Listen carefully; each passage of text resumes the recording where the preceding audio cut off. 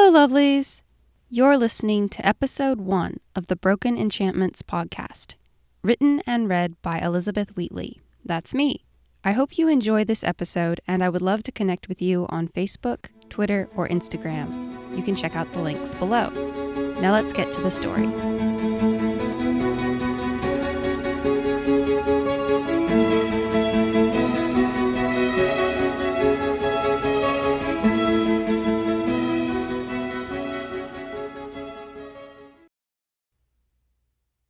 Janir didn't move. That was the secret to staying hidden. She mustn't move. Her brother's footsteps came nearer and nearer. Heart racing, she pressed her hands over her mouth to keep from crying. Blood trickled from her nose and dampened her fingers, but she tried to ignore the warm stickiness even as it stained her new frock. Janir! Lucan's voice was sing-song. He came closer, always closer. Sometimes it felt like he had a sixth sense to tell him where she was. I know you came in here. There's nowhere else you could have run. Huddling in the shelter of the heavy tapestry, Janir held her breath and hoped that her 8-year-old frame was fully hidden. She was a slim, small girl. Perhaps she had been made for hiding. Got you! Grubby fingers seized her hair from behind. Janir whimpered and cried and tried to wrench out of his grip, but he yanked with all his childlike strength and hauled her into the light. For as long as she could remember, Lucan had been the bigger one, the stronger one. Janir was reminded of that as he towered over her, still holding a fistful of hair. You're not going to fight back? Lucan tilted his head to the side. Janir didn't answer. She curled into the tightest ball she could manage as his small boots rammed into her back. Covering her head, she determined to lay still as possible. Fighting only made it worse and goaded him on. At least this way it would be over soon. Doors at the far end of the hall swung open and Lucan froze mid-kick. He took a step away from his sister, and Janir twisted around to see what had frightened him. Instantly, she half wished Lucan were still kicking her as their father marched into the hall with a retinue of warriors in armor. His black cloak with chainmail beneath it showed that he had just returned from riding about his outposts. Boots covered with dust that was almost white signified he had been to the Western Front. Again. Upon his entry, the Lord Argatalam surveyed the scene, gray eyes flickering above a short beard trimmed into severe uniformity. Janir was struck with the desire to race back behind the tapestry or one of the many white pillars that lined the wall, but that would be wrong. She scrambled to her feet, dusting herself off as best she could. Straightening her long girl's tunic, Janir offered a bow just as Lucan did. Lord Father, they said in unison.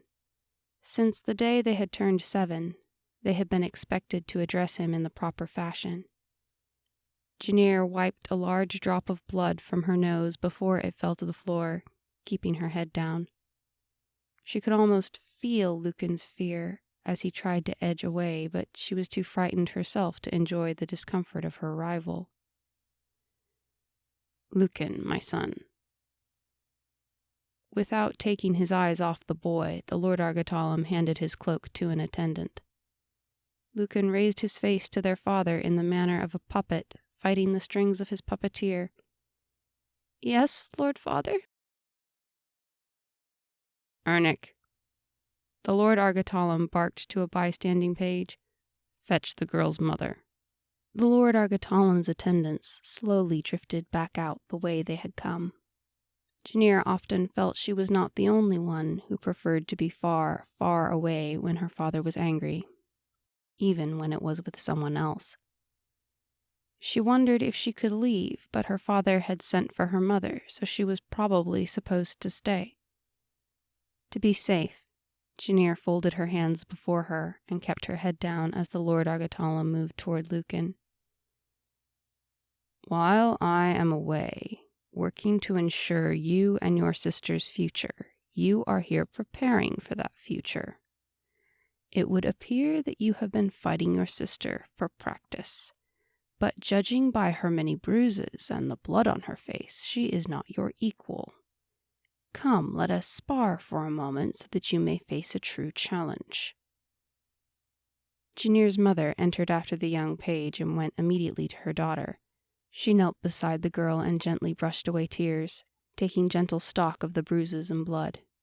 "Hush, it's all right," she whispered, smoothing Janir's cheek. "You're all right." The Lord Argatalam caught Lucan in an iron grasp and struck him, sending the boy rolling across the floor. Lucan was struggling to keep himself composed, but couldn't. "I'm sorry," Lucan sobbed. Janir's mother rose from her knees, and Janir clutched at her sleeve. "Mother, please, no." But it was already too late. "My lord?" her mother interrupted, far calmer than Janir would ever have been. The Lord Argatalam paused, gripping the collar of Lucan's tunic. Ever so slowly he turned. "You know I will punish my offspring as I see fit, Ariana." Janir recognized that tone, and it made her want to crawl down a hole. Terror for her mother gripped her chest, and she kept her head angled toward the floor, afraid of angering her father further. "Yes." Janir's mother was clearly afraid, but she had the air of a negotiating empress as she replied. "But I implore of you." "And you know that I allow for no insubordination, either between future heir and future subject, or myself and those in my possession." The Lord Argatalam's tone became flat, almost emotionless. That was even worse. Ariana faltered. "The boy's mother encourages his actions. This is more her doing than his." When the Lord Argatalam replied, Janir thought his tone was cold as the snow from her mother's stories. "Your point is?" Lucan whimpered quietly, unable to help it. Janir found it very hard to truly feel sorry for him, but she understood full well what it was to have that angry gray stare fixed on her. "You should not punish—" Ariana was cut off when the Lord Argatalam dropped Lucan and clamped a hand on her throat. Janir wanted to be anywhere but in that room. Her heart raced, and she glanced between them in terror, dreading what would happen now. She had never actually seen her mother struck, but fear that it could happen was never far from her mind. Ariana didn't look at the Lord Argatalam directly. He pulled her closer. She offered no resistance as he glared toward her downcast eyes. Janir's mother trembled slightly. Those few moments seemed to drag on forever. He tilted back her head, forcing her to look at him. "Continue." Janir wished her mother would just apologize and ask forgiveness, but Ariana did not hesitate. "The child is obeying his mother. It is she who should be reprimanded." The next few moments of quiet were like torture. The Lord Argatalam probably knew it and used it to his advantage. "Regardless, he should not behave so toward his future ruler. What say you to that?" "I know you intend the best, my lord." Ariana finally took caution's side. "But this is not the way to settle the matter." "What if I deem it suiting that you be punished for such rebellion, in front of our daughter, no less?" "You know I shall accept your will, my lord." "I always have," Ariana quietly replied. It was true. Janir could not recall a single instance in which her mother had directly defied her father. But by Ariana's even tone, it was clear that she stood by her earlier words. "He beats our daughter, yet you risk my wrath to spare him." For some reason, the Lord Argatalam was no longer quite so angry. No one said anything. Ariana obediently faced Janir's father with a wearied fear. "Strength such as you have is rare," he said at length. Janir breathed a little easier. "I chose the mother of my eldest child well." He drew her even closer and whispered something in her ear. Ariana's expression changed from one of fear to something else, something Janir had seen before but didn't quite understand. Pushing her back several steps, the Lord Argatalam surveyed Ariana silently. Janir thought she saw something proud in the way he looked at her, but couldn't be sure. "Summon Bryson to tend my son," the Lord Argatalam shouted to the doors at the opposite end of the hall. "The servants and attendants must still be outside. See to our daughter," he added dismissively to Ariana. Ariana nodded stiffly and watched him file out of the room with his retinue. As he disappeared, taking his stifling presence with him, Janir was finally able to let out a sigh of relief. Not long after, in her mother's chambers, Janir sat on a soft bed with a poultice over her eye while her mother bathed a bruise on her arm.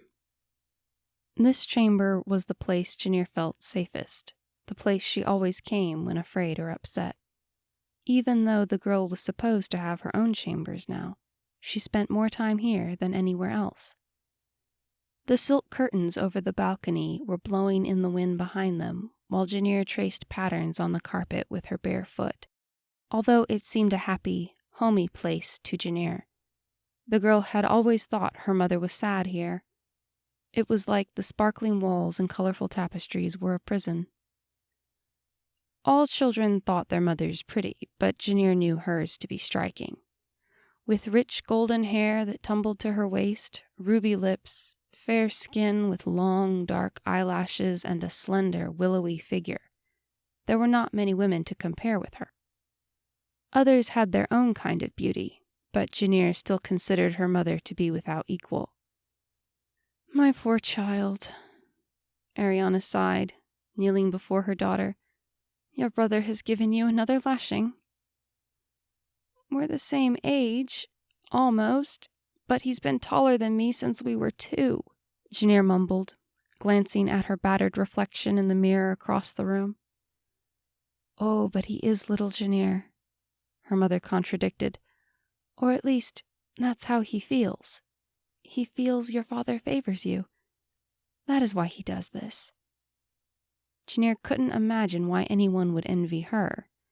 She could barely remember a time when the Lord Argatalam had looked at her kindly.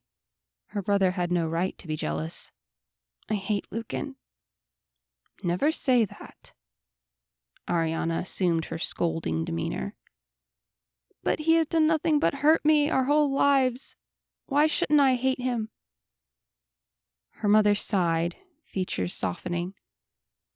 "Bryson can't seem to understand the concept of affection. No one cares for him the same way I care for you. Besides, I have foreseen a life of hardship and tragedy for that boy. You should pity him." Glancing at the bruises on her arms, Janir couldn't help but think that if Lucan was bound for tragedy, he deserved it. "I never did anything to hurt him. I never do anything, but he doesn't care.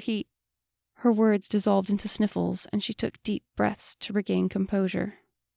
"Oh, my child," her mother sighed, blotting the dried blood from her nose. "Do not hate him. When the day comes, favor me and show him what compassion is." "What day?" "The day he's at your mercy." Janir didn't ask for an explanation as her father swept into the room. "My lord," her mother bowed deeply, with submission as she always did when he entered a room. Janir offered an awkward bow, holding the poultice to her face, more to escape those piercing eyes than anything. "You are leaving," the Lord Argatalam said simply. "What?" Janir instantly wished that she had kept her mouth shut. His gaze slid to her. He looked calm, but so did a volcano before it erupted. "You know better than to question me, Janir." "Yes, Lord Father." She ducked her head submissively, but he wasn't done. "You may be my firstborn and heir to my kingdom by our laws, but you have the weakest powers of any of my children and are therefore potentially dispensable." He added the last detail in a dangerously neutral voice. Forcing herself to keep a straight face, Janir bowed deeper, as much as she could while still looking at him. Intervening, Janir's mother rose and stood beside her daughter, placing a protective hand on her shoulder. Janir didn't look up at Ariana, but she was certain that if she did, she would have seen a pleading and beseeching look in the woman's countenance. The Lord Argatalam shot a glance to Ariana and then fixed his attention on Janir once more. You and your mother are going to the villa in San Real. Adasha is not safe as long as Lucan holds this loathing for you and his mother encourages it. Morton Haverless is making the arrangements. You will depart in 10 days and go through the Norwin Pass, through the Brevian Outlands, and from there on to San Real. The Lord Argatalam paused as if waiting, but he had not asked a question, and neither Janir nor her mother ventured to speak. Perhaps some time away will help you grow a backbone. Janir ducked her head ever so slightly lower. Bryson's cousin will be visiting soon, Ariana said demurely. It is possible that will distract her from fostering this rivalry? I do not believe that any more than you do, the Lord Argatalam dryly answered.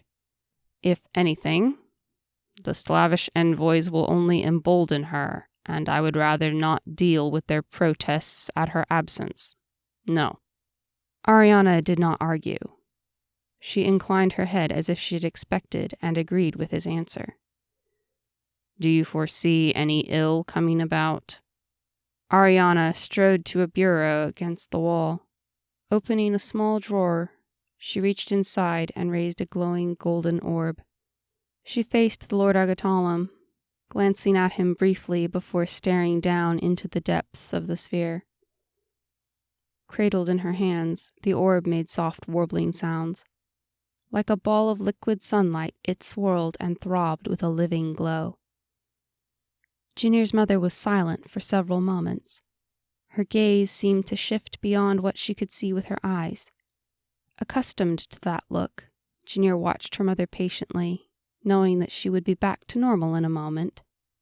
Answer me, woman, the Lord Argatalam clipped, almost reluctantly drawing her gaze away from the orb.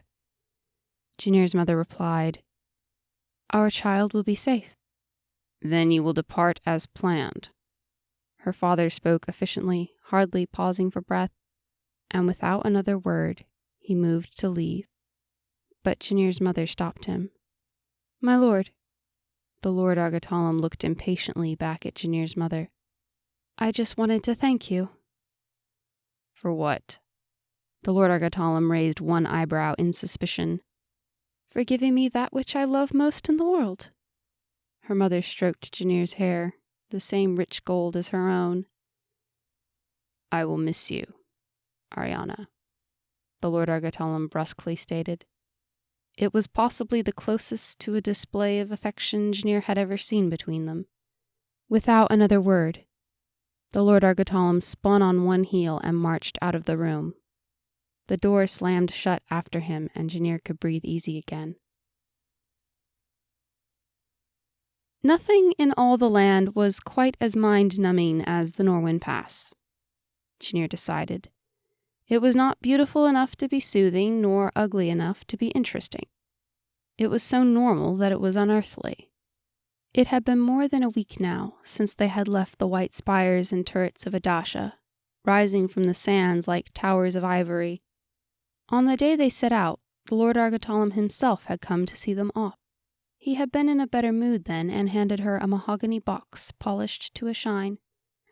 He told her to open it when she reached San Real, that it might help her figure out a way to deal with her brother when she came back. Now it was stashed in her pony's saddlebags, safely tucked away. Janir was big enough now to ride on her own, a fact of which she was very proud. She looked forward to arriving in San Real, where there were many open fields and training pens, perfect for practicing. Who knew? Maybe she would even be better than Lucan when she got back. I love you, Janir. Very much. Her mother interrupted her thoughts, leaning across from her own horse and squeezing Janir's small hand. Never forget that, my child. I love you too? Janir wasn't sure why her mother would say it right now, but it was not unlike her to say things like that for no apparent reason. No sooner had Janir spoken than an arrow zipped past her ear and buried itself in the neck of one of their guards. Janir never remembered much of what happened that day, just blood and screaming, voices shouting orders and other voices calling for help. She fell off her pony, but beyond that she only remembered still images and sounds.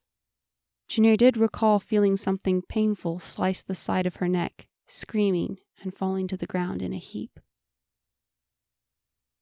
She awakened to the glare of the afternoon sun. Her vision began to focus, revealing she was in a camp, a busy camp with men and dogs and horses and pigs and sweat and dirt. She could smell the cook fires and whatever they were roasting. Dogs barked pointlessly at whinnying horses. A pair of knights rode by, armor clanking. One side of her neck stung, and she remembered she had been cut in the skirmish. A strange-smelling substance was held against the wound by a white linen bandage. With panic, she realized that her hands were behind her back and tied together. A tent flap rustled, then a young male voice shouted, but the tent dulled the sound. Someone was shushing the lad to be quiet. Then the same voice spoke in a low tone. She tried to twist around to see, but couldn't. A man's shadow loomed from behind, then a strong hand gripped the collar of her tunic and dragged her into the tent. It was dark inside, and took a moment for her eyes to adjust. The stranger untied her only to bind her hands around a brace in the middle of the tent.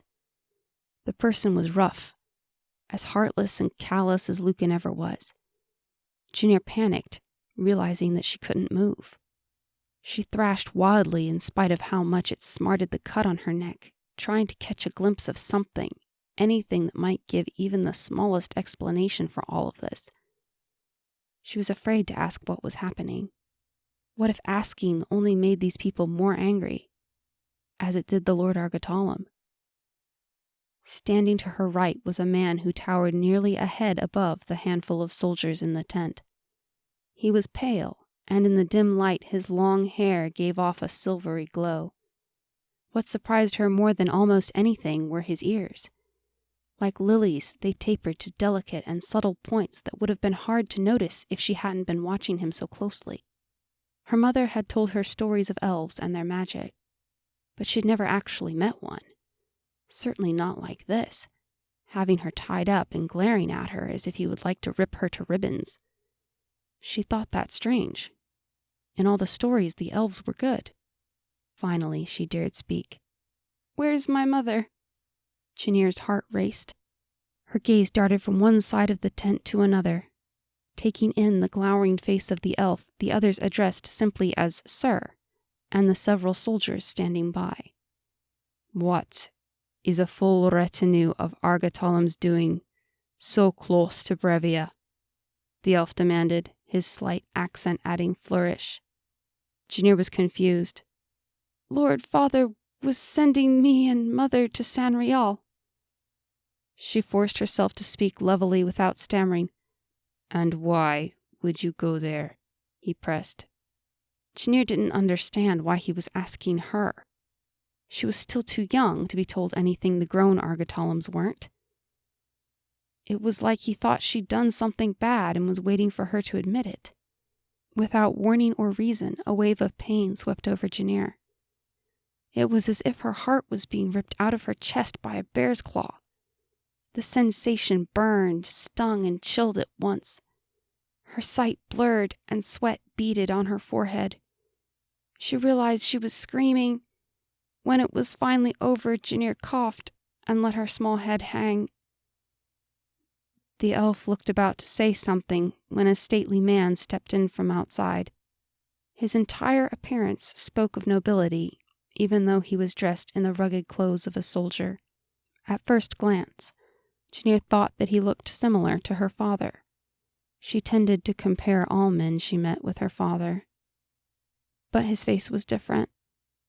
It held a warmer and more forgiving glow. This man held himself with an air of dignity, not of controlled hostility. "Unbind the child, Derek," the stately one commanded. It seemed to Janir's child intuition that he had been crying not too long ago, but no one else seemed to have noticed. Immediately, the soldier who had been standing behind her stepped forward. "Armandius," the elf protested. "She may be a child, but she is an archenemy. I've seen them kill not much older than this." The stately one froze with a pain-filled expression, as if those words had pierced his very soul. But again, no one else seemed to notice. "No one here has enough magic for her to use it against us. Unbind her, Derek," Armandius numbly repeated. He stared at the soldier and didn't even look at the elf. "You cannot trust them. You cannot trust them." Torn between the elf and the overall superior, the soldier hesitated for a moment and then obeyed. Janir hadn't realized that her wrists had gone numb until the ropes fell away. This was too much. She had been beaten and cursed countless times at home by Lucan, her father, and even other archenemy relatives. But she had always known what would set them off and what would abate their rage. Here, it was impossible for her to know anything. Janir clumsily leapt up and scrambled into the shadows. She ducked under a rough wooden table at the back of the tent, covered in pens and papers. No sooner had she scrunched in a ball between two large trunks, tucking her legs as close to her chin as they would go, than the ringing of swords echoed in the air. She couldn't help the whimper of fear that escaped her lips. From where she was, Janir had only a view of their boots under the cloth draping the table. "Put those away." The stately one sounded irritated. "But," the elf began to protest. "Can't you see she's afraid?" demanded Armandius, keeping his voice down. The elf made an annoyed sound that signified the start of another protest when the stately one continued. "If she were capable of doing anything to us, why would she need to hide in the first place?" There was a reluctant scraping as swords were replaced in their scabbards. A pair of large and weathered boots came closer to where Janir had sought refuge. Armandius knelt before her, his silhouette blocking the light. One hand reached under the tablecloth and grasped the frayed edge. Slowly he lifted it so they could see each other. He reached toward her. Janir knew what that meant. She hunched her shoulders in expectation of the blow and squeaked in fear. Then she realized he would strike her for that too, so she should have kept steady. To her surprise, he retracted his hand instead. "Come here, little one," he coaxed. Janir tried to squeeze further between the chests, but there was no more room to do that. The canvas of the tent was pressing against her back. "Come, Janir," Armandius encouraged. "That is your name, isn't it?" Janir stared with terror, not speaking, barely moving, save for her rapid breathing and unstoppable trembling. "No one will hurt you," he promised with a cursory and threatening glance at the guards and the elf. Armandius held out his hand to her again. With as much caution as a hunted animal, Janir let him grasp her hand. Gingerly, he tried to guide her back into the open space. Glancing at the hateful expressions on the guards' faces, Janir was suddenly even more afraid. She sprang from under the table and entwined her little arms around the stately one's neck, clinging to the only source of reassurance in sight. He seemed surprised, but after a second's hesitation, he wrapped his arms around her and rose to his feet, letting her cling to him for protection. All the same, her sudden movement had caused the guards to flick out their swords again. "Stop it," he snarled. "Leave us." Like a toddler just denied a whim, the elf looked about to protest. But when the guards began obediently filing out of the tent, he clamped his mouth shut and stalked after them. Janir buried her face in the stately one's shoulder. He smelled of horses, dust, pine trees, and worn leather. "Did they hurt you?" He seemed concerned, carefully touching the bandage on the side of her neck. "No," It seemed rude not to address him by his title, but Janir didn't know what his was, so she said the first thing that came to mind. "My lord." "Needn't call me that," he said, almost roughly. Janir was worried she had upset him. "What then?" she carefully asked. There was a scraping sound as he pulled a chair away from one of the tables and eased into it. He sat with Janir in his lap while she continued clutching his neck as if it were a solid place in a storm. "Who are you?" she mumbled. "Why are you being so nice to me?" "'Cause I promised your mother that I would look after you." The stately one hesitated, then gently brushed her sweaty hair behind one of her ears. "You're safe now," he half-heartedly added, as if he couldn't help what he was doing. Worn out by the pain that had swept over her, Janir only had strength for one more question, hardly able to keep her words from blending into a single noise. "Is Mother all right?" Uncertain of how to respond, the stately one paused for a moment. "I'm sorry, Janir." His voice became strained, as if he were on the brink of tears. "I too loved her very much." This has been the Broken Enchantments podcast. Thank you for listening. Check out my Patreon for early access to episodes, bonus content, and lots of patrons-only freebies. You can learn more at elizabethwheatley.com. And don't forget to subscribe. See you next time.